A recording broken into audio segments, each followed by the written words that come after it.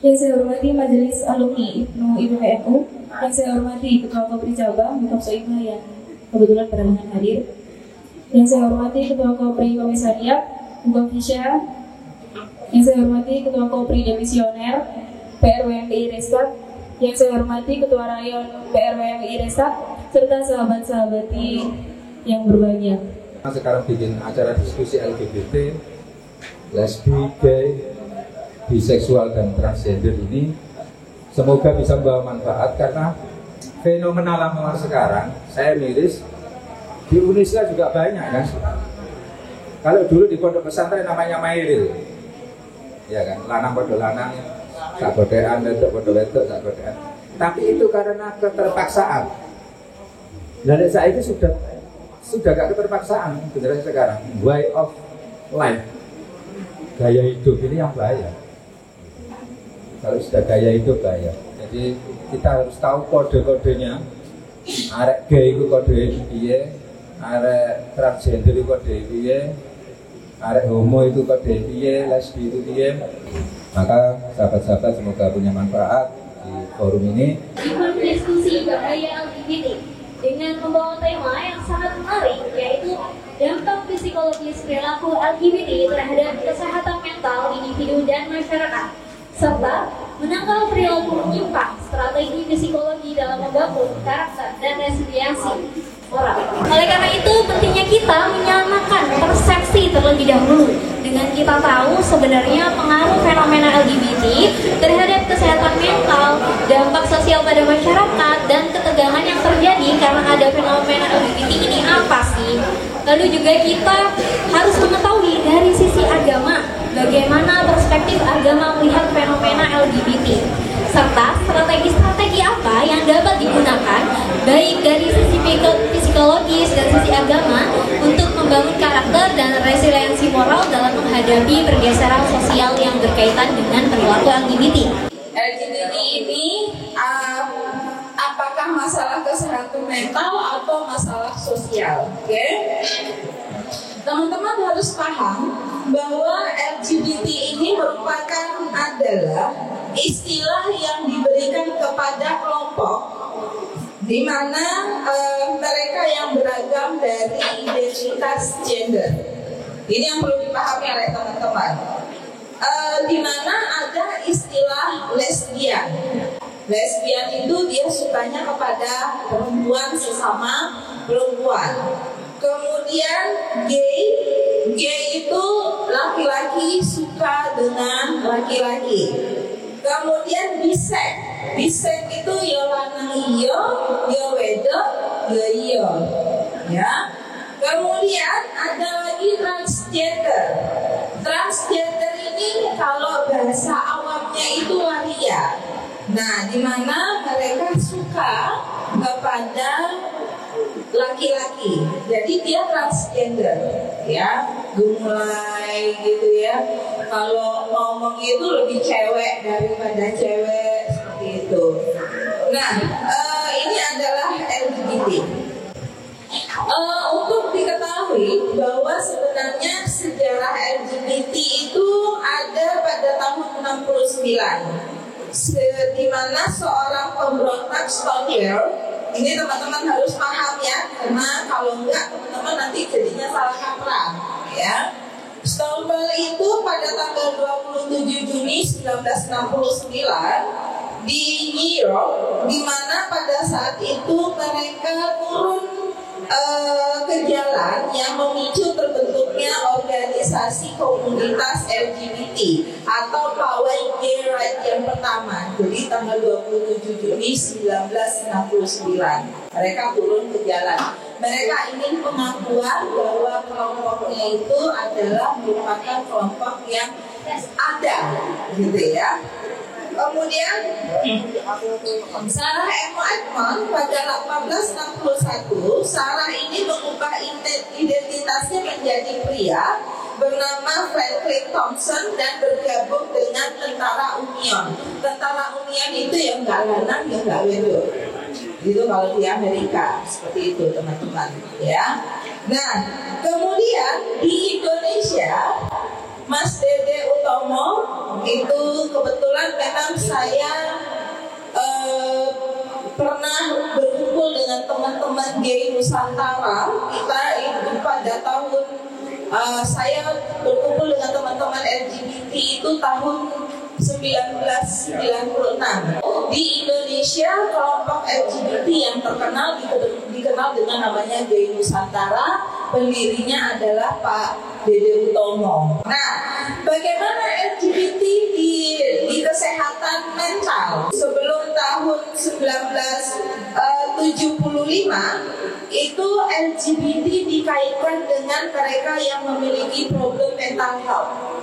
Mereka dianggap memiliki problem atau masalah dengan kesehatan mental. Tapi kemudian American Psychology Association memutuskan LGBT bukan lagi gangguan mental. Jadi kalau ada yang bilang, oh itu hanya sakit jiwa, bukan, ya. Tapi mereka lebih kepada istilah orientasi seksual. Nah, gitu, orientasi seksual, suka dengan sesama jenis. Kemudian ada pertanyaan, bagaimana dengan perkembangan LGBT untuk saat ini? Saya kebetulan seorang psikologi di bidang klinis dan forensik. Saya ketua Asosiasi Psikologi Forensik Wilayah Jawa Timur. Saya banyak menangani kasus-kasus yang berkaitan dengan perempuan dan anak, dan parahnya untuk diketahui oleh kita semua, LGBT itu sudah merambah kepada anak-anak di SD dan SMP. Ini yang tidak diketahui oleh publik. Di SD mereka sudah disodorkan kepada tayangan-tayangan yang mengandung LGBT. Tidak ada yang paham bahwa video-video yang mereka terima itu adalah mengarah kepada seksual sesama jenis. Dan kemudian banyak sekarang anak-anak SMP pun yang kami temukan di lapangan, mereka sudah melakukan hubungan sesama jenis dan itu divideokan. Ngeri ya teman-teman ya. Ini merupakan ancaman bagi negeri ini. Dan problemnya, beberapa case yang saya temukan di lapangan, perilaku LGBT justru ada dari pesantren. Saya menemukan banyak, bahkan kiai. Saya paling sakit hati, paling nangis, paling sedih kalau pelakunya adalah kiai ustaz, hafal 30 juz Al-Quran. Ini dinamika yang kita nggak bisa diem ya. Bagi saya, ketika santri-santri ini sudah terpapar dengan perilaku seksual demikian, maka dikatakan apakah mereka akan berhenti? Tidak. Dampaknya mereka menjadi menikmati perilaku tersebut.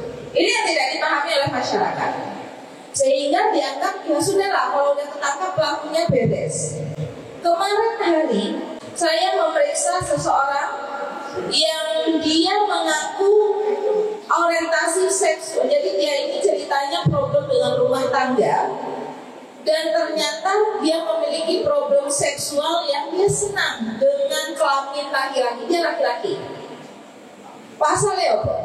Jadi ini, soalnya saya disakiti perempuan. Nah, kamu kan yang nikah.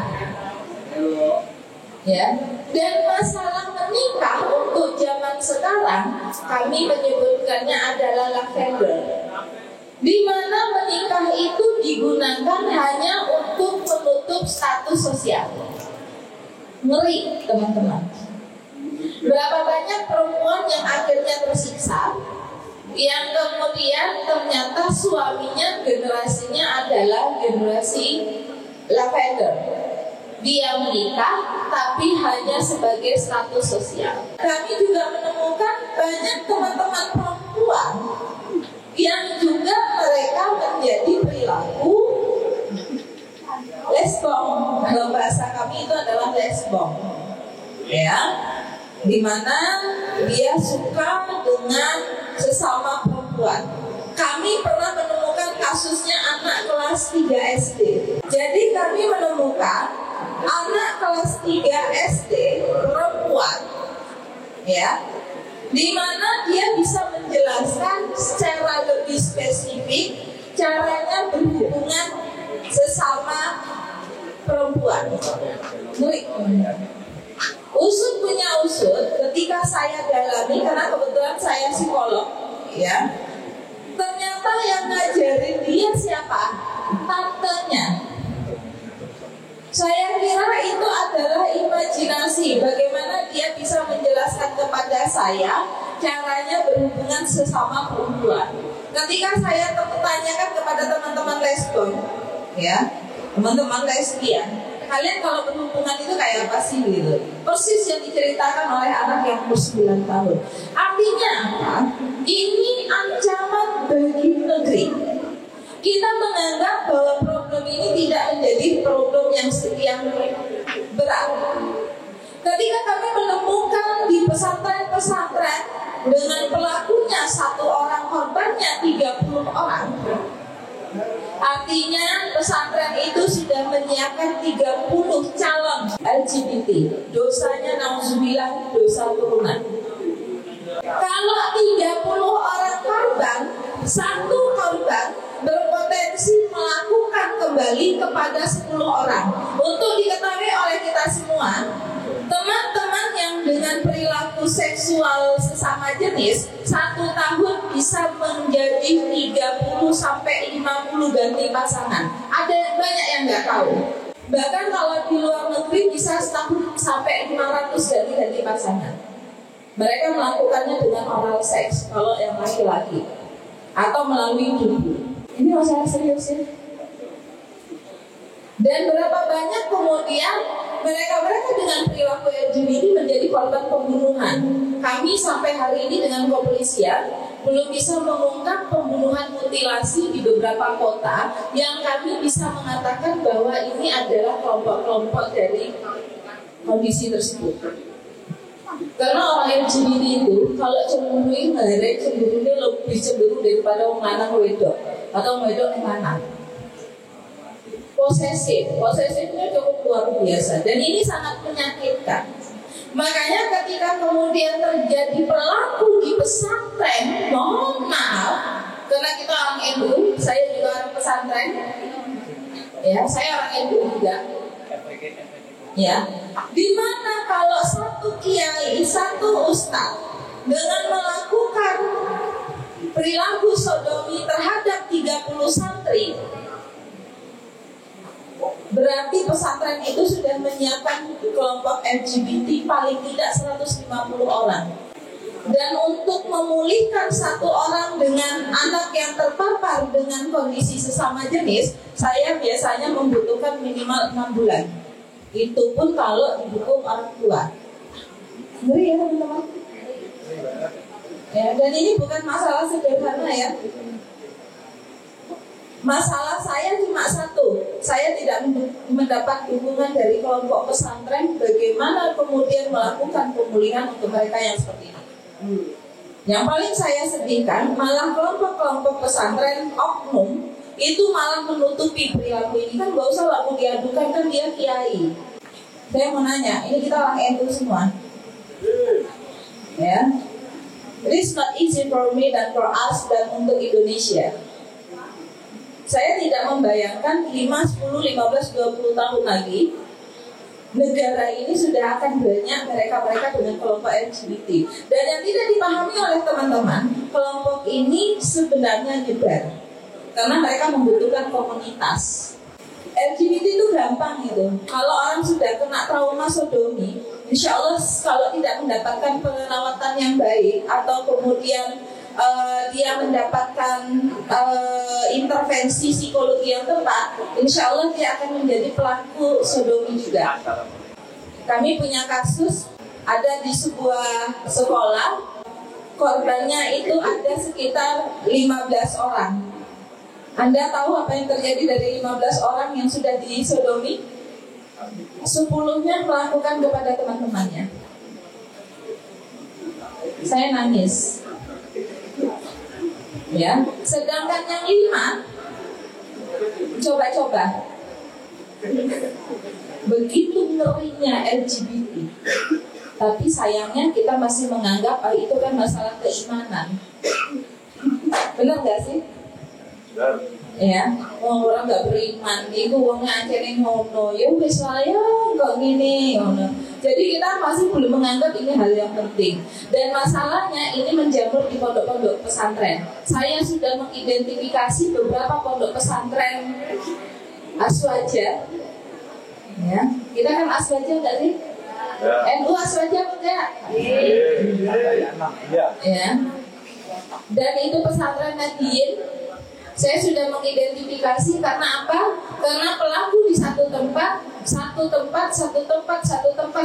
ternyata dari alumni yang sama. Nah, saya hanya bisa menjelaskan inilah dampak daripada LGBT. Kalau dikatakan LGBT gangguan jiwa, enggak. Mereka memiliki problem dengan orientasi seksual yang sekarang dianggap biasa saja. Ya kan suka-suka dong, orang memilih orientasinya apa. Tapi ingat, kita punya agama. Ya, di dalam Al-Quran kan sudah disebutkan kan kelompoknya zaman Nabi siapa? Nabi Lut. Ya, nah artinya bagaimana kita menjaga Indonesia ini?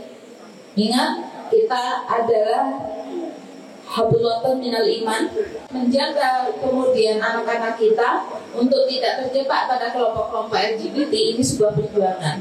Saya didahulukan oleh para kiai dan para habaib supaya saya tetap berjuang di sini. Alhamdulillah, saya didoakan oleh banyak kiai dan habaib. Apa mana yang ngapunten, lek pelakune kiai. Apa mana kemudian hafal Al-Quran jarine ustaz alumni pesantren gede pisan. Oh tak kok isunya tenanan. Ya ngisi-ngisi yang kuai. Ya, lesbang. Aku dianggap dosa ya, Bapak. Tapi ada suatu hal lagi yang paling penting, bagaimana kita menyelamatkan negeri ini dari kelompok-kelompok yang tidak sehat. Saya kira ini nanti untuk menjadi bahan diskusi, ya, yang bisa saya sampaikan nanti mungkin lebih banyak dengan diskusi. Apakah Lamongan nanti kita lihat sudah terdampak LGBT atau belum? Tentu nanti informasi dari berbagai teman-teman yang hadir bisa melengkapi. Kepada sahabat-sahabat BMI Serpang Lamongan, Rayon Yunisla, Fakultas. Oh iya. Sahabat-sahabat sekalian, materinya LGBT ini gimana? Saya nggak pernah melakukan itu. Segala sesuatu itu, menyampaikan segala sesuatu itu kalau sudah pernah pengalaman melakukan itu kan lebih enak ya. Cuma sangat menggelitik ketika Bu Reza menyinggung beberapa pesantren, ada benih-benih yang arahnya ke sana. Itu tidak salah. Tahun 90 LP3IS Jakarta mengadakan penelitian yang dibantu oleh Kiai Haji Abdul Hamid tentang bahasanya hari ini adalah LGBT. Kalau bahasanya pondok pesantren itu mairil atau buritan, itu mengadakan penelitian di berbagai pondok-pondok besar di Jawa Timur. Dan tidak salah yang disampaikan, ketika masuk pondok Lirboyo itu langsung ditolak, nggak boleh dilanjutkan. Sehingga penelitian ini endingnya bagaimana, saya kurang tahu, beberapa informasi semacam itu. Ini yang pertama. Kemudian yang kedua, kasus yang terjadi di Kabupaten Lamongan, hanya saja ini tidak diungkap oleh publik. 2 tahun yang lalu, itu juga petinggi organisasi terkemuka keagamaan di Lamongan terlibat itu dan masuk pada hukum, masuk pada Polres Lamongan, cuma bisa diselesaikan di meja pendopo Kabupaten Lamongan. Saya tidak paham, sangat-sangat tidak paham tentang LGBT ini, cuma semuanya bisa dilihat. Kayak orang NU itu, wong NU itu ojo adek ngaku NU didelok lembeane ketara. Lembeane wong NU karo gak NU ketara. Lambenane opo? Waktuke piye? Oh NU. Orang kalau main di itu waktunya mesti gitu. Jadi waktu gue gitu. LGBT kayaknya juga begitu. Bagaimana kalau berjalan, kemudian potongan rambutnya gimana, cara pakaiannya gimana, nih sepatuan piye, nih saya dompet ya opo. Itu orang LGBT sebenarnya bisa dilihat dari itu bagi orang yang sudah menekuni tentang LGBT. Saya tidak bicara LGBT karena saya tidak paham. Saya akan mengambil satu sejarah yang terjadi. Sebenarnya kaum LGBT yang hari ini timbul, ini adalah kaum LGBT episode kedua dan episode ketiga. Karena episode pertama itu sudah dihancurkan oleh Allah Subhanahu wa Ta'ala yang disebut kaum Sodom, yaitu kaumnya Nabi Lot. Ini terjadi sekitar 2500 tahun sebelum Masehi. Ini satu era dengan Nabiullah Ibrahim alaihi salam. Nah, hanya saja guru saya ini kebanyakan yang dikunjungi pesantren, beliau juga alumni, juga santri, rumahnya adik santri ahli sunnah Anadiyah. Jadi kita berkewajiban untuk menyelamatkan ini semua. Itu harus kita nggak boleh sudon, tapi kita punya satu analisa semacam itu. Jadi sing konangan tok sing terungkap, lah sing gak konangan, wajar. Angkat no sampai saiki aku gak gawe pondok, ya kuat terus dimun iku.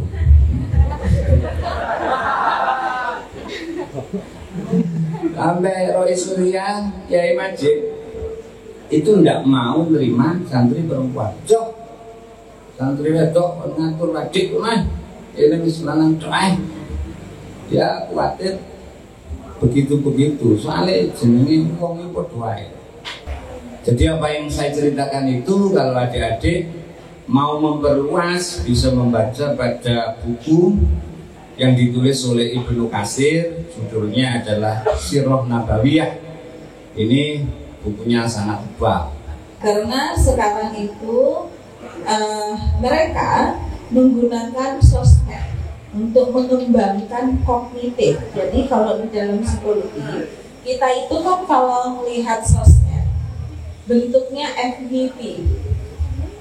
FYP ini gini, apa yang kita buka maka nanti yang muncul adalah itu.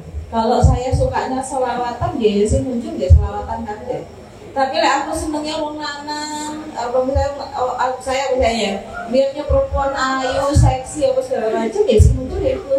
Saat ini sampai 50 itu ngelinya sosmed. Saya ingat pada tahun 2007 saya dilatih oleh mantan FBI, ya, di mana mereka sudah menjelaskan bahwa dunia ke depan itu segala sesuatu bisa dipelajari melalui tangan. Saya kaget, gimana ceritanya orang 2007 itu komputernya gede, ya, di internet, nah, masa katanya bahwa komputernya dinding ya. Ternyata saya jadi paham sekarang bahwa kita semua sudah bisa belajar lewat sosmed. Kelompok-kelompok pelangi itu, ya, kelompok pelangi itu, mereka pasti akan menggunakan segala cara untuk mengembangkan kognitifnya kita, keingin tahuannya kita. Biasanya ingin tahu dulu. Lama-lama disadari atau tidak, kita masuk di dalam kelompok telegramnya mereka. Siapa yang pakai telegram di sini? Saran saya untuk dihapus. Nah ini saya serius ngomongnya, ya, karena telegram itu tidak memiliki sistem safety yang bagus, ya, tidak memiliki sistem keamanan. Anda bisa dimasukkan. Nah masalahnya ketika Anda dimasukkan di dalam kelompok telegram, Anda nggak pernah tahu itu kelompok apa, tahu-tahu yang dikirim video porno sehari bisa 20-30 kali. Dan ini terjadi pada anak-anak kita. Ini adalah problem yang cukup serius karena kejahatan yang kami temukan ya di kelompok-kelompok anak remaja yang tadi saya sampaikan, SD, SMP, SMA, anak santri-santri kita yang di pesantren. Kalau tadi mohon maaf Pak Yai belum bahas pesantren karena kita bicaranya di NU. Kalau saya bicaranya di publik, saya bicaranya di umum, sekolah dan lain sebagainya, gitu ya. Nah, jadi artinya apa? Bahwa ketika kita sudah terpapar mata, mohon maaf, ini yang nggak diketahui oleh publik ya. Kalau kita sudah buka sosmed, kemudian informasi ini kita terima di dalam otak kita di sini, apalagi berkaitan dengan seks, mohon maaf, keinginan tahu disimpan di dalam korteks frontal kita. Dan di sini akan menimbulkan namanya hormon untuk selalu ingin tahu. Seks itu kan fitrah. Ingin tahu, balik mana? Buka lagi. Sudah. Nanti diterima lagi sama otak kita. Waduh, kayak apa ya? Delok filmnya. Sudah. Nanti ya apa sih rasanya? Ini masalahnya. Kalau dia pertamanya sudah ada muncul kenyamanan dan keingintahuan, maka itu akan menimbulkan rasa nikmat. Kalau sudah nikmat, Anda akan melakukan itu per orang. Dari hasil penelitian, mereka yang dengan suka dengan sesama jenis, untuk laki-laki, kami nyebutinnya LSL, laki-laki suka laki-laki, itu per tahun bisa sampai 30 sampai 50 gantian pasangan. Itu kalau udah meninggal itu kalau nggak TBC, paru-paru, kanker dubur, atau kemudian meningitis daerah mulut karena mereka oral seks, atau kemudian beberapa kami menemukan HIV/AIDS. Bagaimana Bu kalau itu kita temukan pada teman-teman kita? Problemanya undang-undang kita tidak ada yang melarang. Tapi hukum sosial, karena kita adalah negara Indonesia, kita tidak melegalitaskan tentang LGBT. Tetapi kita juga tidak bisa melarang kelompok LGBT. Ini dinamika. Mau dilarang kita dianggap pelanggaran HAM. Enggak dilarang, dia ada.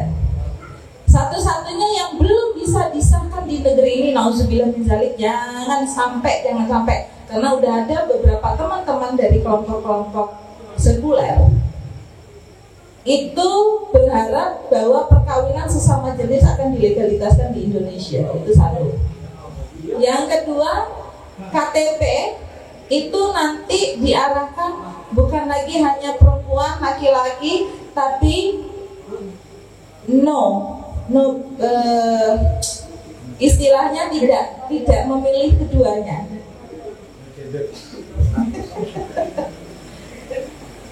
It's not easy for us. Ini nggak mudah untuk kita. Tantangan Indonesia cukup berat. Tantangan Islam cukup berat. Makanya saya bersyukur ketika kementerian yang baru akan ada nanti namanya Departemen Pesantren. Itu luar biasa itu. Mudah-mudahan Menteri Agama kita insya Allah mudah-mudahan amanah.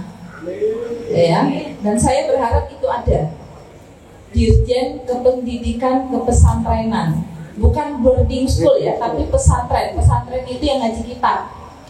Jangan dikira pesantren itu yang ngaji kitab.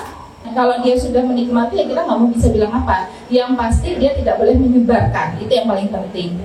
Ya kalau dia sudah punya pasangan ya udah silakan hubungannya kamu, tapi jangan kemudian melukai perasaan orang lain yang menutupinya dengan menikah. Di sini saya menanyakan sebagai seorang santri, karena memang di beberapa kesempatan tahun lalu saya menyaksikan sendiri bagaimana LGBT itu terjadi di pesantren. Nah dari situ penyebaran LGBT di pesantren itu kan tidak dari pengaruh dari media sosial, mungkin beda dengan dunia luar yang memang terpengaruh oleh sosial media dan sebagainya. Sedangkan kalau kita di pesantren itu akses untuk sosial media itu aja susah. Sedangkan LGBT kalau bisa masuk. Nah dari situlah maka mungkin dari pengurus pesantren atau pihak-pihak pimpinan pesantren perlu adanya basic bagaimana cara kita merehabilitasi atau menangani dari pelaku LGBT. Dan itu sepertinya masih belum banyak sekali pesantren yang mengetahui akan hal itu, sehingga ditakutkannya nanti lulusan pondok pesantren yang diharapkan mampu sebagai pemimpin di masyarakat takutnya malah membawa wabah yang tidak baik itu tadi ke masyarakat. Mungkin kalau dari Ibu bagaimana ya kira-kira sebagai seorang pengurus atau pimpinan pondok pesantren ketika harus menyikapi hal tersebut? Bagaimana dengan mereka yang ada di pesantren? Kan nggak ada media sosial, betul? Ya. Saya pernah melakukan asesmen atas permintaan salah satu yayasan 300 ustadz dan ustazah. 300 ustadz dan ustazah untuk melihat perilaku seksualnya. Apa yang terjadi? Dari 300 orang, ternyata 38 terindikasi pedofil. Pedofil itu berarti senang sama anak-anak, anak remaja sampai anak kecil, dan terindikasi senang dengan sesama jenis. Artinya kalau kita bicara 300, berarti 11% ada indikasi. Makanya saya pernah bicara dengan pengasuh tambak beras kalau nggak salah saya, atau Darul Ulum. Kami sama-sama pembicara di Jawa Post TV. Saya bilang, Gus, bagaimana mulai sekarang kita di pesantren udah mulai terbuka wacana. Gimana Bu Risa? Seluruh yang akan menjadi guru di pesantren, kecuali kecuali yang memang keturunan dalam benten ya. Walaupun saya juga menemukan dari dalam ya wonten. Bagaimana untuk mereka yang akan mengajar di pesantren kita, dipastikan mentalnya harus sehat. Benar juga ya Bu Riza ya. Ya, itu satu saran saya. Kita mengidentifikasi masuk dulu. Kenapa? Kalau mereka hanya sekedar masuk karena lulus kitab atau hanya hafalan Al-Qur'annya bagus, tapi kan kita nggak bisa untuk istilahnya mengecualikan tentang perilaku seksual seseorang, karena tidak ada kaitannya dengan keberagamaan seseorang dengan perilaku seksual, termasuk calon santri. Loh Bu, kenapa? Karena calon santri dari lahir sudah kenal gadget, benar nggak? Apalagi gen alpha, lahirnya tiga gadget. Bocah-bocah cilik saiki, payai, gentus, genik, itu sudah dikasih gadget. Kita nggak pernah tahu apa yang mereka buka. Kita nggak pernah tahu apa yang mereka terima. Dan saya pernah di salah satu pesantren di Jawa Tengah, punya kita untuk tahfiz Quran, punya kita dari NU, di mana santri baru dia melakukan pelecehan terhadap 7 orang temannya, jadi laki-laki. Saya nggak tahu pondok kiai ini tahu nama saya dari mana, tapi kemudian santri ini dipulangkan, tetapi bukan diberhentikan. Jadi harus bertemu dengan saya, harus saya terapi. Dikasih waktu itu 3 bulan oleh kiai. Jadi orang tuanya tuh dikasih nomor handphone saya juga nggak tahu, saya sampai sekarang nggak kenal. Tidak pernah ke pesantren gitu ya. Kemudian diberikan nomor saya, orang tua santri ini disuruh ke rumah saya, dan kemudian diminta untuk dilakukan intervensi. Intervensi itu pemulihan, ya, atas perilakunya santrinya ini. Dalam 3 bulan nanti evaluasi psikologinya diberikan lagi untuk menjadi catatan bahwa santri ini bisa meneruskan di pondok tersebut gitu.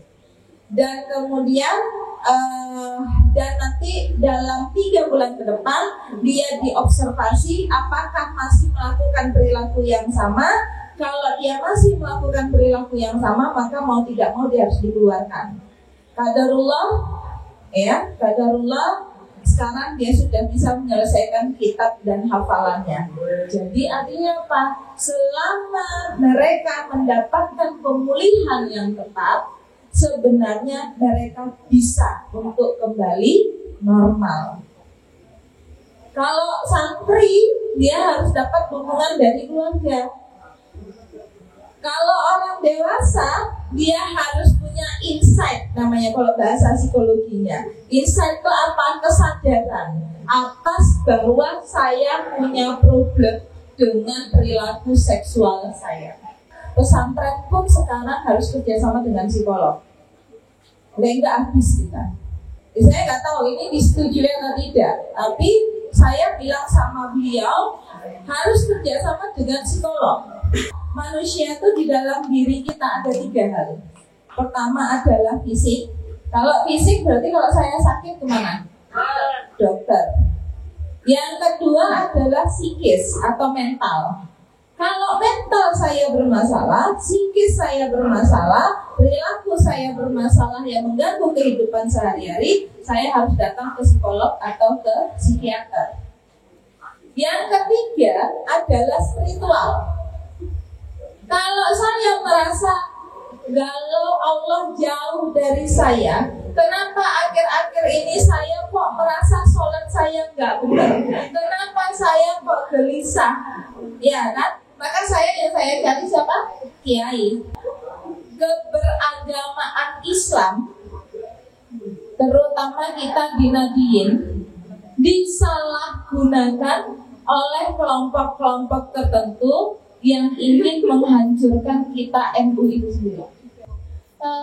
Kita mungkin banyak sekali tahu bahwa ada pernikahan di pesantren itu antara Gus dengan muridnya, yang mungkin kita kalau dari segi psikologis kita bisa katakan itu sebagai pedofil. Tidak. Oh, nggak bisa. Beda. Beda berarti Bu ya. Soalnya kemarin kan sempat ramai juga di sosial media itu ada yang memiliki sudut pandang ini kok bisa terpaut jauh angkanya, ini bukannya termasuk melanggar hukum dan sebagainya. Nah itu bagaimana kelurusannya Bu? Beda. Jadi pedofil itu adalah orang yang memiliki keinginan seksual kepada mereka yang usianya di bawah 18 tahun. Kalau menikah baik-baik dengan seorang santriwati umurnya 16 tahun, si mau nikahin dia umur 30 tahun, itu bukan pedofil. Jadi banyak yang salah kaprah. Ya, baik itu bukan pedofil ya. Selama dia melamar baik-baik, why not? Pedofil itu kecenderungan suka ngesek, suka melakukan seks kepada yang usianya di bawah 18 tahun. Saya Wulan dari Universitas Islam Lamongan. Jadi saya itu punya teman yang juga di pondok, dia mungkin jadi pengurus dan dia itu menceritakan bahwa ya sisi gelap pondok itu tadi terkait LGBT dan juga saya itu diajak ke sana dan juga dilihatkan bagaimana fantastisnya pergaulan di dunia pondok yang katanya lingkungan aman, yang spiritualis dan lainnya. Tapi di sisi lain dari pondok itu tadi kita juga sadar bahwa pelecehan seksual di ranah seperti sekolah itu menurut saya juga harus kita lebih peka juga, jadi tidak melulu tentang sama jenis atau lainnya, karena saya juga concern terhadap anak usia dini juga Bu. Saya itu lebih membiasakan anak-anak itu biasanya kan yang perempuan duduk sama perempuan.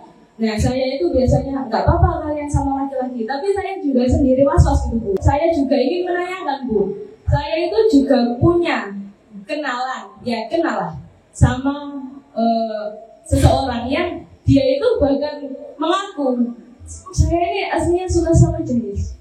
Nah itu saya bingung Bu, harus menanggapinya itu gimana? Hidup dengan beraneka ragam perbedaan ini yang justru kita ajarkan kepada anak-anak kita. Anak kita boleh nggak main sama laki-laki? Boleh. Nanti kalau enggak dia mikir, waduh laki-laki haram, matang gitu. ya. Jadi artinya bukan itu problematikanya, ya. Tapi adalah bagaimana mengajarkan kepada anak-anak kita sejak dini tentang self-body. Kalau saya pakai bahasa Inggris, kalau bahasa Jawanya, pokoknya ingin jaganya awakmu. Badan, itu penting. Untuk mereka diajarkan berani untuk mengatakan tidak terhadap orang-orang yang memegang tubuhnya. Baik laki-laki sesama laki-laki, ataupun dia sesama perempuan. Kemudian kita ngajarin anak-anak kita untuk tidak boleh memotong bagian tubuh dalam. Ayo, ini isi ngererek noli, ayo, pacaran, jangan pacaran, rek.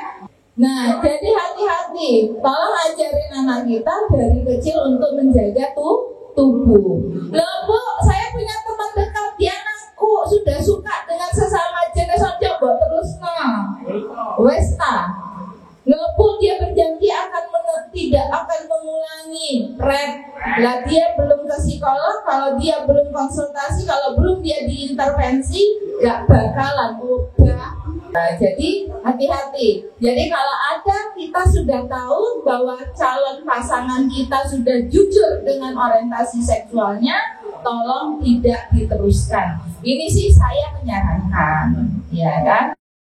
Bagi teman-teman yang sudah terlanjur, ada yang sudah terlanjur senang sesama jenis?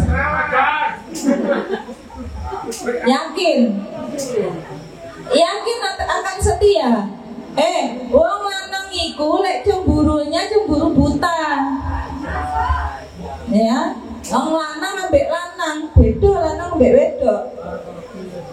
Tapi lek lanang ambek lanang, nauzubillah kasusnya Rian iki lho, saya di Jombang. Iku kan perkarane cemburu tok iku. Rian itu punya masalah orientasi seksualnya gara-gara ngeten loh. Jadi beberapa teman-teman kita yang LGBT itu punya traumatis psikologi pada masa kecil. Jadi Rian itu contohnya, ibunya itu nikah 3 kali. Nah ibu ini kereng ambek wong lanang, ambek bapake maksudnya. Jadi yang ada di pikirannya Rian, wong wedok iku kereng.